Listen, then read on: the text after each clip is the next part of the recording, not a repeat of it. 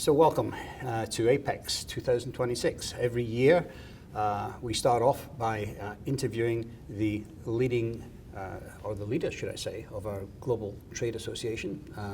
And of course we start off with John Mitchell today, Dr. John Mitchell, who is the president of the Global Electronics Association. Welcome, John. Thank you, Trevor. Good to be here, as always. Last year when we had this discussion, you were called IPC. We were. And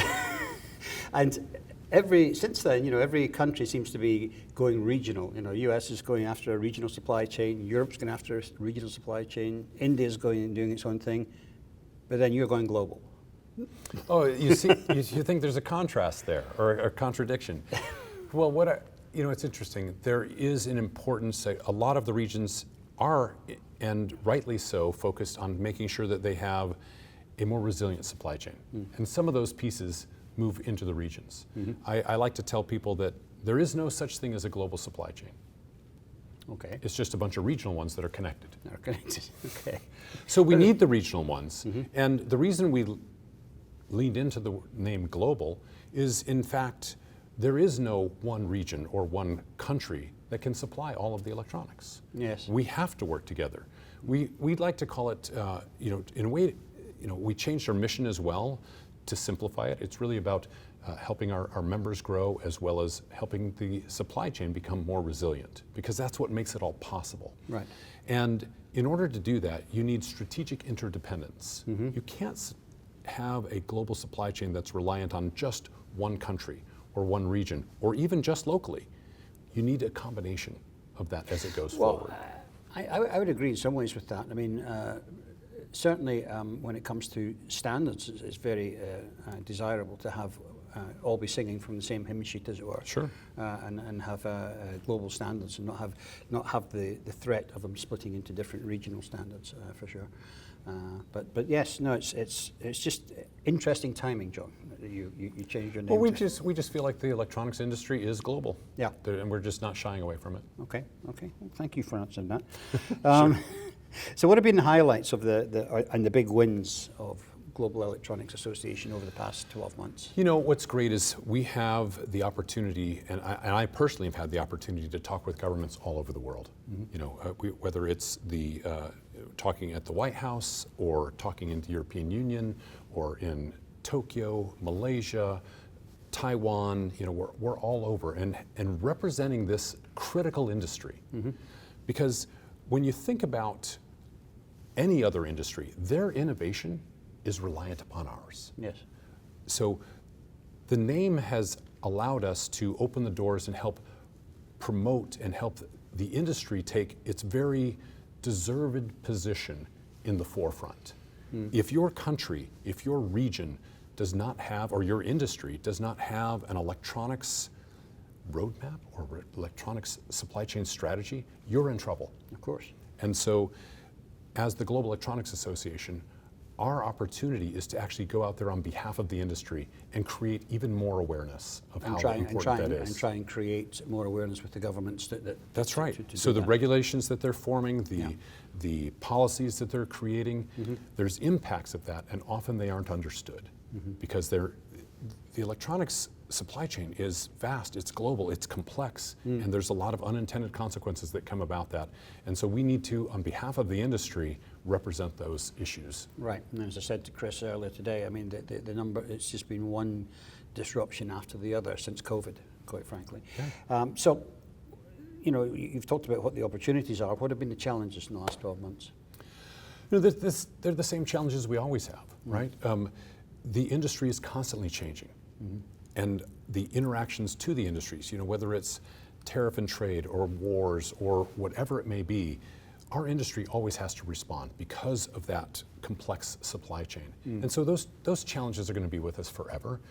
We have technology that's changing. You've got AI that we've been living with, that's moved from generative, now it's moving on to agentic, and it's causing a lot of changes in how we operate, in the services and products we provide. And then you've got robotics, individual, consumer-based robotics that are right on the forefront here. That's going to change it again, and it will just keep going on and on and on. Because, again, we're providing the future. It's great. Right. It's an exciting time for the future, but and it's developing so fast. I mean, the speed of change at the moment is incredible. So, how do you, you've also changed the board a little bit on the Global Electronics Association over the last 12 months. You've brought in some other people.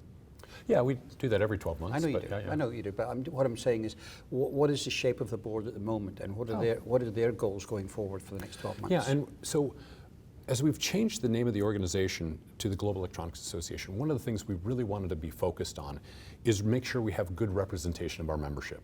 Our membership represents the sectors as well as all the various subsectors of the supply chain, whether it's semiconductor, EMS, PCB, harness, materials, suppliers.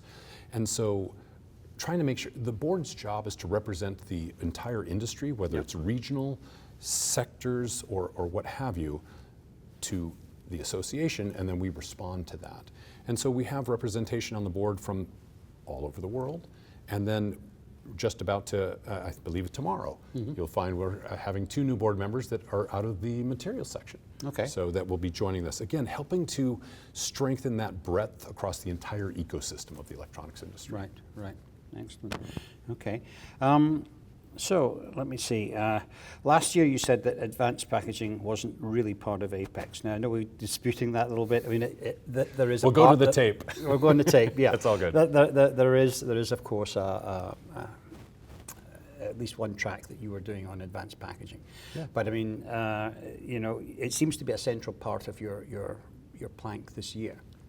Yeah, it's definitely larger than it has been in the last 2. I think we started it 2 years ago, and last year it was decently attended. But yes, it is more central for sure. So we have an entire conference.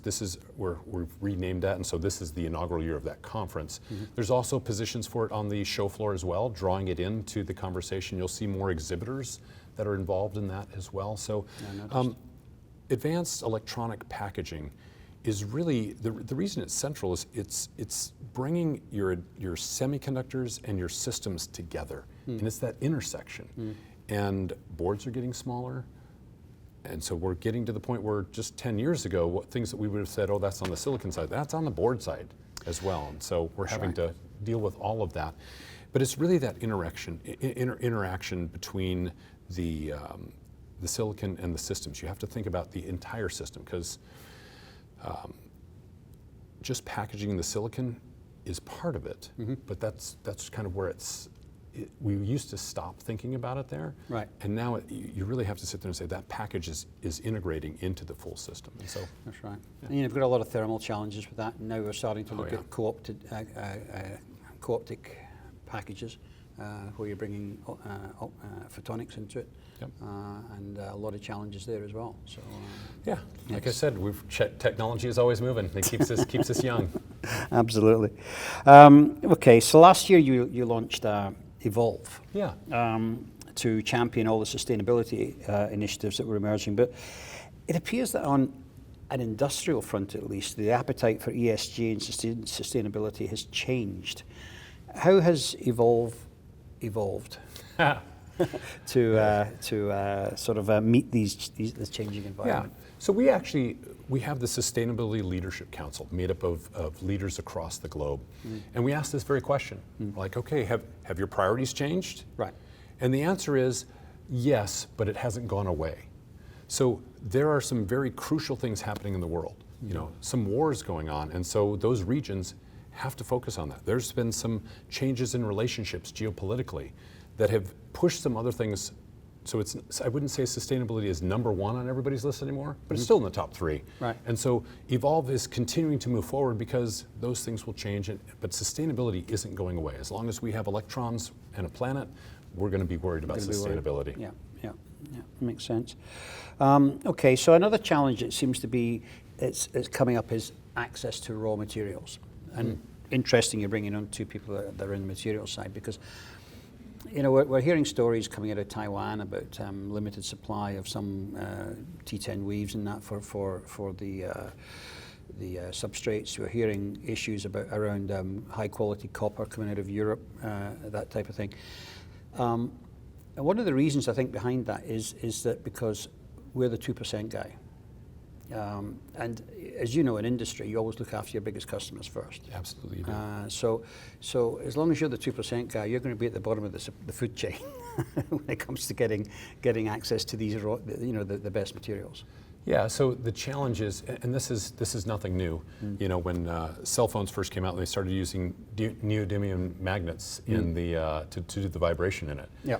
All the speaker industry was frustrated because they had been using them, and now they're all getting stuck up into these cell phones. So this is an ongoing problem that we work through typically, and there's usually a couple different ways that it gets worked through. So whether the raw material is copper or or whatever it may be, and wherever it may be. Sometimes it's just an ebb and flow. So for right now, a lot of raw materials are going into AI servers, high performance compute, and they're willing to pay top dollar for that. Yeah. And so you're seeing, like for example, the DRAM costs go through the roof because you can't get it for your laptops because they're all getting put into server farms. Right. Those kind of shortages, it could be just a peak, and then it'll balance out later. If it's long term, then you'll get countries that will start finding other sources and other ways to do it, or alternative sources. So I don't really feel it's new. It's just what's the flavor of this year. We're always facing some sort of shortage in these kinds of materials. True. But I mean, we're a lot of these materials we're relying on coming from other areas, which we're having geopolitical issues with, and so That's true. It's a problem. Yeah, but you're also getting countries that don't have those, that have some raw materials, considering saying maybe we need to invest in the same type of thing that we have been unwilling to do in the past. Right. And so it's a balance between how long will the shortage last, and how long will our need remain. And then do we even have the capability to try to generate it in a local or friendly location? Or potentially look for other partners that can do it, whether it's Mexico or India. You'll also find people, there's new materials coming out all the time. Yes, that's true. People are like, hey, we thought this was everything. We got this new substitute that I can manufacture, and it's every bit as good. Well, that's true. Nanomaterials have really changed the map quite a bit. So it is absolutely a concern. You're 100% right, and it is driving a lot of costs into the system. I have great faith in this industry in trying to figure out either substitutes or alternatives, or they'll wait it out and they'll figure it out. But there's sometimes you just don't need to buy something if you can avoid it, but other times you're just going to have to raise the price in the short term while we sort out those solutions. Right. Well, it certainly sounds like you're on top of it, John. You've got. I don't know about on top of it, but you're aware of it at least. we're doing our best. There's a lot going on in this industry, and with members all over the world, and an industry that is so critical to everything. This is the role of the association. We have to try to help that supply chain remain resilient. And whether there's the cost pressures or availability or geopolitical tensions, what have you, that are influencing all of that, it's our job to represent the industry's interest and do what we can to influence governments, policymakers, or what have you, to overcome those. Right. Huge job, but I think you're doing a great job, or Chris is doing a great job as well on the advocacy side. So, absolutely. So thank you for coming in and giving us an update today. My pleasure.